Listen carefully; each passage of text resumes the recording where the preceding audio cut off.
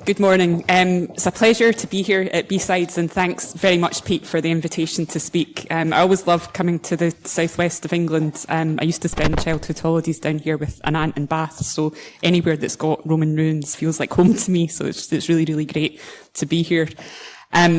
What I'm going to speak about today, I was asked to talk about accelerating progress. So essentially, how we can shift from reactive approaches in cybersecurity to more of a proactive approach.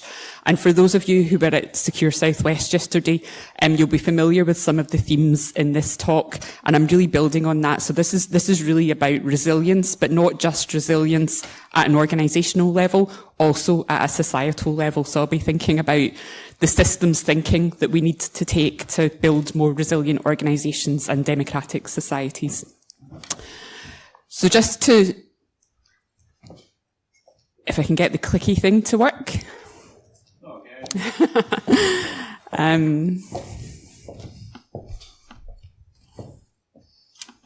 Is that okay?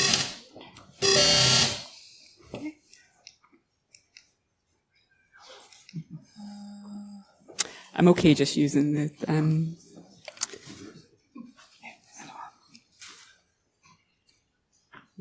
It was you yesterday, wasn't it? I was a different laptop yesterday. Would you be okay just moving backwards and forwards for me, if that's okay, if we can't get this to work? Is that okay? Okay, thanks very much. So just to introduce myself, I'm a cybersecurity professional, like many of you are, and I've held a number of different roles in my career. And the reason for showing you the progression that I've had since I started as, working in systems development as a graduate trainee, is not to show you my CV, it's to show how we have changed from, when I started in my career, I was working on developing systems, so software engineering, really technical programming. And now I'm here speaking to you about democratic resilience and organisational resilience. And I think that shows how we've progressed in society from cybersecurity and technology being a more technical concern to now it's actually a societal imperative that we think about resilience more broadly. So cybersecurity is not just a technical issue, it's something that matters to everyone in our society. And I think at a community event like B-Sides, you all know that already, that's why you're here on a Saturday morning, but that's a message that we need to get out more broadly as well. So personally, I've come from a very technical background, worked up through various roles, and essentially I am a technologist and a cybersecurity professional, and that's the basis in which I'm sharing my perspectives with you today. And it's working, wonderful. Thank you for fixing it. So the theme of this talk is resilience, and resilience is the ability to adapt to recover from, and also very importantly, to grow through the challenges and disruptions or adversity that we face. So when we think about cyber attacks, and many of you will have dealt with responding to cyber attacks, I know I've got my own personal stories around that. When we think about dealing with disruption, it's about continuing to operate, but we need to think more systemically as well about how we build resilience at a democratic level and also at an organisational level. So building true resilience needs us to think about the systems that we work within. So it's that systems thinking approach that comes very naturally, I think, to a lot of people that work in cybersecurity. And it's recognising the complexity and the interconnected nature of everything that we do. So when we think about the community that we're part of, the organisations that we're part of, the society that we're part of, everything's connected. So how do we build resilience at all the different levels that we need to in order to deal with the very real challenges that we face? And we need resilient social and technical infrastructure in order to withstand disruption, recover from setbacks, and prevent regression. And that social and technical aspect is important. So in this talk, I'm going to talk about the social aspects and also about the technical aspects. So I'm going to speak about democratic resilience and also about organisational resilience from more of a security architecture perspective. But I'd like you to keep in mind, I'd invite you to keep in mind that we need to build resilient social and technical infrastructure in our societies and in our organisations. So firstly, democratic resilience. We are currently in Exeter, which is in the United Kingdom. We are a democratic society, and civic integrity is something that's important to us and that we need to protect. We face a number of challenges, and these are no abstract challenges. These are very real challenges that we face and that many democratic societies throughout the world also face. So we see AI-enabled disinformation at scale. We see narrative attacks. We have declining trust in institutions. We see the erosion of rights and civil liberties. We see the weaponization of technology, and as cybersecurity professionals, when we think about the challenges that we're facing, it is often technology being weaponized. So technology can be used for good, and it can also be used for ill. It can be used against us. We see surveillance overreach, and we see concerns from citizens about a democratic deficit. So transparency, accountability, responsiveness from our institutions. So these are all very real challenges that we face in democratic societies. And democracy is a system. It's something that we co-create, that we design, but it's not just a system. It's more than that. It's also a shared agreement about how we live together. And I'd invite you to think about it in that sense and to think about what it is that we're protecting, the democratic values that we are protecting, and why civic integrity is important to us. One quote that I'd invite you to reflect on is from the American philosopher John Dewey. So he suggests that democracy has to be born anew every generation, and education is its midwife. And it's particularly appropriate to think on that when we sit in a forum, in a university, where education, dialogue comes naturally. We saw an excellent example yesterday of participatory democracy in action with regulators and government speaking to citizens in this very room. And that is something that we need to take out further into our communities and into our societies. So what are the possibilities for renewal? Because we have many challenges that we face, but rather than thinking about, the decline or dwelling on the decline that we face, what can we do about it? And I would invite you to think, what if technology could be used to strengthen democracy? What if citizens, institutions, and innovation could align? And what if digital spaces amplified trust and participation? So what might that look like if we were thinking not just about protection, not just about defending democracy, but also co-creating and designing democracy for democratic futures? Because that's something that we can do now. We can look not just at the challenges that we face just now, but how we prepare for the future. What kind of futures do we want? Does the future matter to us? I'm sure it does, because, you're here on a Saturday morning speaking about cybersecurity. It matters to us, it matters to our children, to our families, to our friends. So what kind of futures can we co-create together? I think there are three pathways that we can focus on when we think about resilience at the societal level, so from a democratic resilience perspective. Firstly, and fundamentally, empowered citizens are absolutely fundamental to a strong democracy. So digital literacy is the new civic skill. We need digital literacy, not just in our schools, not just in our education system, but in our communities. So cybersecurity professionals, we are, there are some experts in this room in security culture, in training and in awareness. And I think we need to broaden that into digital literacy as part of civic literacy. So that's absolutely fundamental to the strength of our democracy. We have been doing that in the cybersecurity community. We need to broaden that out and think about how we can help with digital literacy in our community and society more broadly. Part of that is educating citizens on their rights, so they understand rights to privacy, they understand how to deal with some of the online harms that we see that we're dealing with. So education is absolutely fundamental. And we have the knowledge here, we're experts in this room, so we can take that knowledge and share that and empower other citizens with the knowledge that we have. We need to equip citizens with the tools to critically engage with information ecosystems, so not to be passive recipients, but to critically engage with what's in the information environment, and support trusted media, open data and knowledge sharing networks. So this is not separate to cybersecurity anymore. This is something that's absolutely fundamental to democratic resilience going forward. So that's the first pathway. The second pathway, and these are pathways, so I'm not suggesting solutions, I'm just inviting you to think about what the conversations and solutions might look like. But tech that serves democracy.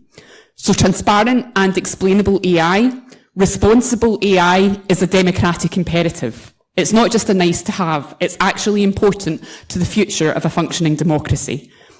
We need inclusive and accountable design processes and enhanced civic participation in technology and the protection of our digital rights. So starting with understanding what our digital rights are, how do we protect them? And we need transparent and explainable systems. And resilient institutions. So resilient institutions build trust. We need trusted digital infrastructure. Cybersecurity is part of building that trustworthiness. Transparency, accountability, and responsiveness, and cross-sector collaboration for resilience, exactly as we have an event like this, with people coming from many different sectors and organisations and backgrounds, and we need to see that more broadly. So resilience is the foundation of trust. Now, this is not easy. These are societal challenges at scale, but we need to start thinking what the pathways are to democratic resilience and renewal, and I would suggest that these are areas that we can start. And fundamental to all of this is the role of leadership. So not just leadership for what we face today, not just responding to cyber attacks or dealing with the day-to-day leadership that we need to do in our organisations and communities, but leadership for the future as well. So future focused. Thinking about anticipatory governance, so we touched on that yesterday, the role of responsible innovation, and fostering the conditions for meaningful progress. So the health of our democracy depends on its digital foundations. This is the Acropolis in Athens. This was built over 2,000 years ago, and this symbolism and representation was the Athenian ideal of resilience and elegance in their society. What digital technologies, what futures are we building with the technologies that we're creating today? And anticipatory governance is not just thinking about governance today, but governance for the future. We can lead with imagination and vision, not fear. And we've moved away from narratives of fear, uncertainty and doubt in cybersecurity. We need to broaden that out to technology more broadly, accelerating progress towards a safe, free, fair, democratic future. Democratic innovations can improve the quality of democratic representation, governance and inclusion. And we can co-create democracy through innovations that strengthen representation and governance. We don't need to dwell just on the decline that we see. We can think about how we can innovate for the future. So we're not just defending democracy, we're shaping resilient futures together. And that's a responsibility that we have and that we have to take seriously given the challenges and the threats that we face. So for those of you who are familiar with this quote, Karl von Clausewitz, every age has its own kind of war, its own limiting conditions, and its own peculiar preconceptions. And we live in an age where technology and the information environment is being weaponised. And it's important that we recognise this and we think about the question, how do we shape the conditions of the age that we live in so that progress is accelerated, not just preserved? We see how quickly rights can be eroded. How do we shape the conditions of the society and the age that we live in? And governance with foresight, so tackling the next problems, not just the current one, is absolutely critical given the pace of technological change that we're dealing with.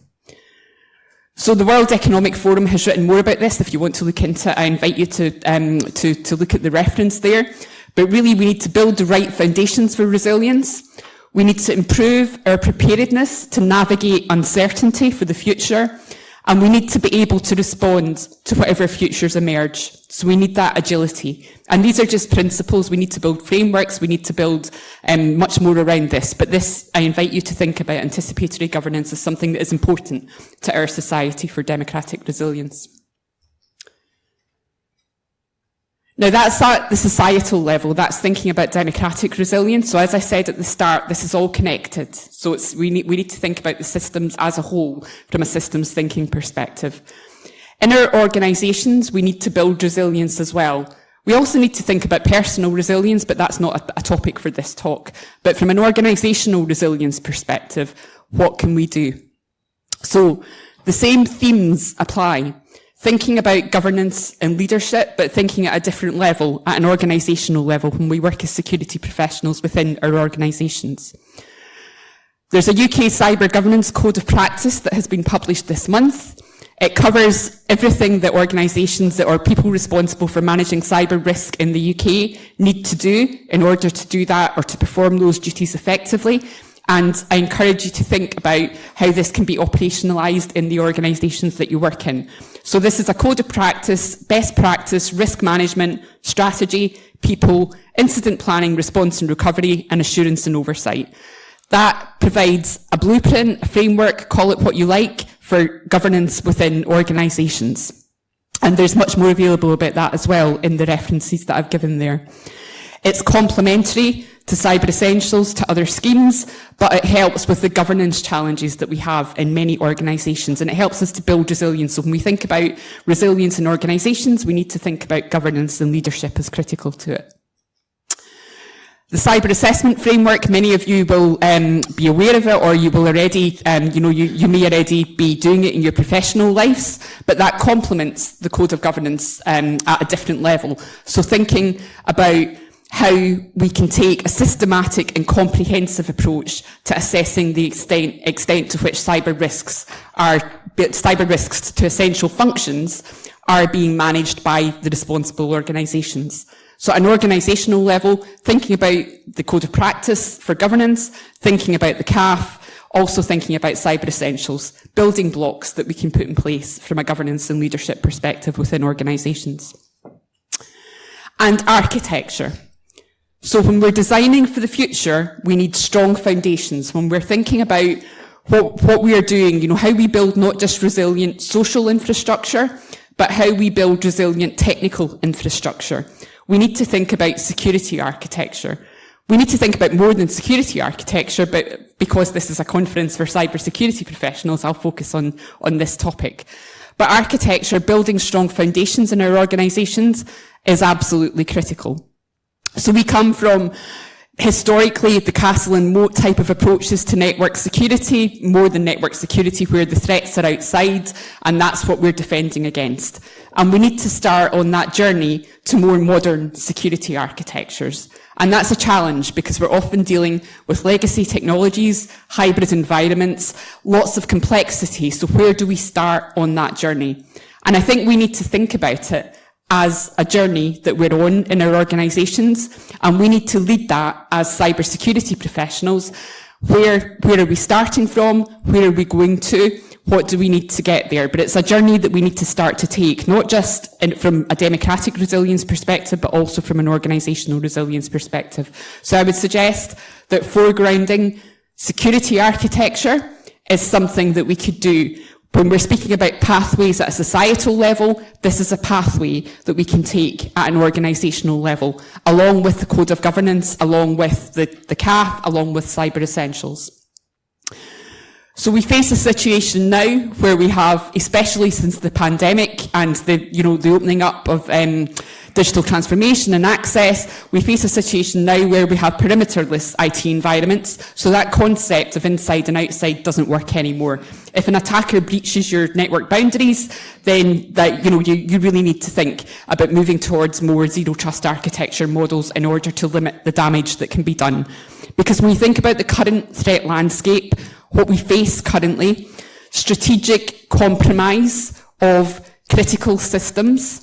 When we think about the threat actors, the persistent threats that we face in our networks today, we need to take a long view about how we build resilience. It's not just it's not just responding to attacks as they happen.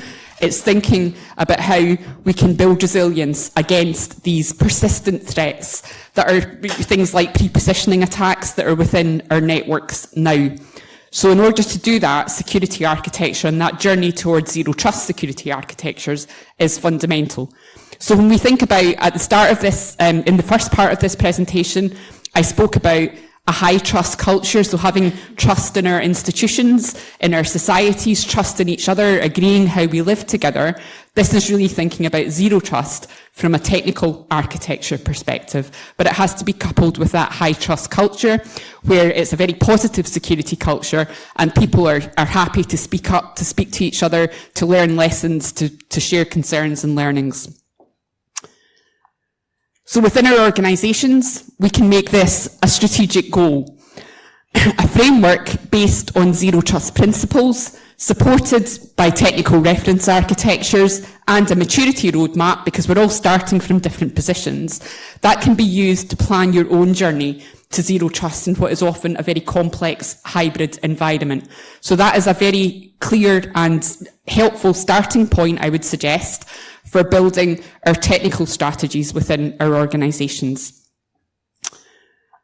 What is zero trust? I would refer to the NIST the NIST publication there, which I've referenced, so you can look up in more detail. Definitions of zero trust and zero trust architecture are provided.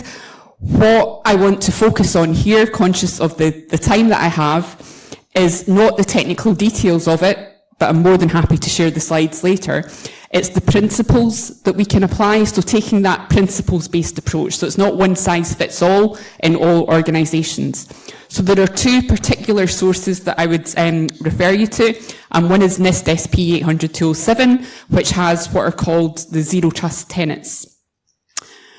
Within the UK, conscious that we are, within the UK, the National Cybersecurity Centre has a set of guiding principles that have been published. So this is not telling us what we have to do, it's setting out principles that we can then think about how we adapt and operationalise in our organisations.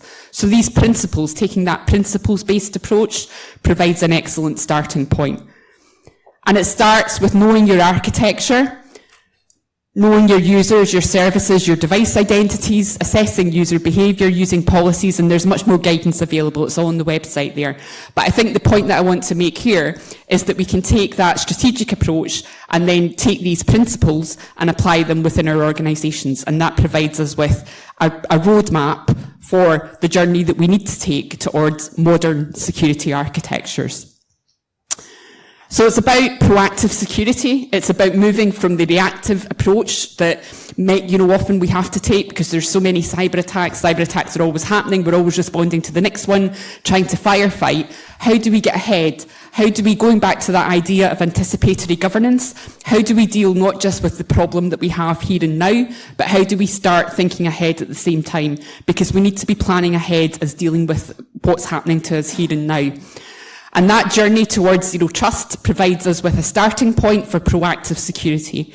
And the most important point about this, it's not the technical details, although it is very technical, and there's, building the architectures is something that is a very technical and complex task. This is a mindset shift as well in our organisation. So going back to the point about systems thinking, it all ties in. So we need that culture shift, that moving from reactive to proactive at every level. And we've got to tailor that communication. So when it's at a societal level, and we're speaking about moving from reactive to proactive, we're speaking about democratic resilience, civic integrity. At a technical level, it's a journey towards zero trust architectures. And there will be much more than just this. You'll have your own ideas about how we do that mindset shift at a societal level and at an organisational level. But the key point is that we need to start to do it, and we need to do it in language and in terms that resonates with our stakeholders and the people that we're speaking to. And we need to do it at a whole system level, so thinking at a societal level, at an organisational level, at a departmental level, at a community level. And we need to think how we achieve the goals, but how we do that in different contexts.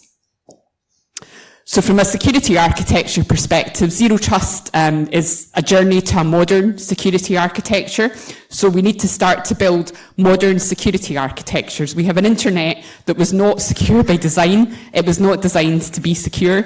We need to start to think about how we move towards modern architectures that are proportionate, that are designed for what we're trying to protect. And that's different depending on the organisation. And taking a risk-based approach is of course perfectly compatible with the journey towards a modern security architecture. So moving away from compliance cultures towards that risk-based approach is absolutely fundamental to this. You can layer in zero trust approaches. It's not either or, it's all complementary. It's a toolkit that we can use. And it's fully compatible with hybrid environments. So you don't just need to wait for shiny new environments to do this. This can be done with legacy environments, with hybrid environments. And a framework based on zero trust principles, supported by technical reference architectures and a roadmap, can be used to plan this journey in your own particular organisational context. So security is always dependent on context, and thinking about the context that we're operating in is fundamental to doing this effectively at an organisational level. So just finally, since I'm being given the time warning card, I would suggest that to be resilient by design is to be democratic by design. So we need to think intentionally about how we're designing, how we're shaping democratic futures. We need to think about what's important to us, the democratic values that are important to us as a society, what we're trying to protect, the civic integrity that we're trying to protect. And then we also need to think about how we plan and design intentionally in organisational contexts. And that journey to modern security architectures is one path towards doing that. There will be others, and I look forward to seeing many more presentations throughout today and at future events where other people suggest ways in which we can achieve these goals as well. So thank you very much for your time. I'm more than happy to take questions. I think we've got some time for questions, hopefully.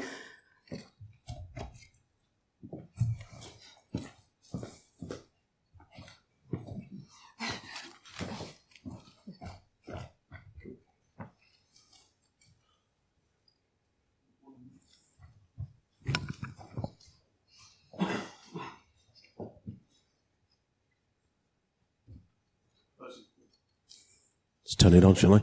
Firstly, thank you for a brilliant opening keynote, full of insightful and erudite information. I don't disagree with anything you said. I work in defence and government and have done for a very long time, and have been the harbinger of doom, or at least it feels like it, trying to right-size our risk approaches in many respects. Resilience costs money. And in a time when finances are constrained and when defence is suddenly realising that it can't rely on a single point of failure like the US, for example, we seem to learn the lessons after the fact, after the disaster, after the event, which cost even more money. Yeah. How do we educate our leaders, and more importantly, our policymakers, to reverse that trend? Yeah, I think that's such a critical point. So moving, and that's fundamental to that mindset shift, thinking about moving from reactive to proactive approaches. I think that's the core of the challenge that we face. So learning lessons, embedding those lessons, having a positive culture, I think is important. And to me, it comes back to leadership.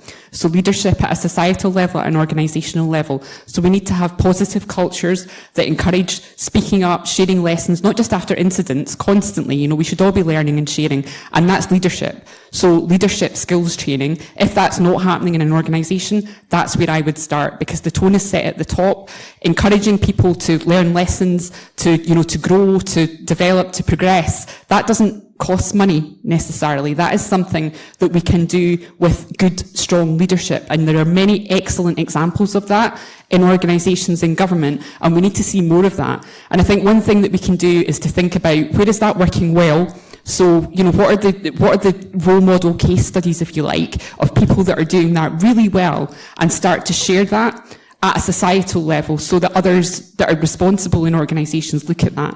I think the governance code of practice is really helpful, because that basically tells people how, there's guidance now on what needs to be done across all of the areas that we need to think about for cyber risk. I actually think it should be broadened out to technology risk, hopefully, more broadly, but that provides a code of practice, so that's best practice. And then it comes down to leadership in order to embed that at an organisational and societal level. And it's culture change, and it's something that, that leaders are responsible for.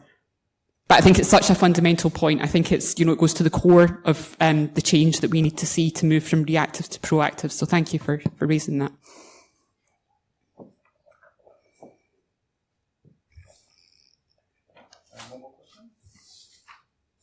Any more questions? I saw a hand earlier. Well, thank you Give again. her a round of applause. Thank you.